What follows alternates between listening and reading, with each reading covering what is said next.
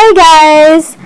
So today we took a nice tour around Sweetwater, and this is a great location if you are around Georgia. This place is very not isolated, but you do have your time where it's just you and nature. It's a 5 mile loop. It has the oldest factory in Georgia. It has the river right next to the old factory.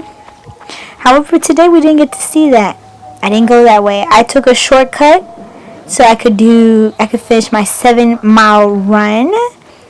So this is just a shortcut tour. I found an abandoned shed in the middle of nowhere. Had tires, had scrap metal, all types of weird things. Yet I love running, so of course discovering things like this is very unique. You know, something to do, something to look forward to when you're running and having your own little hiking adventure.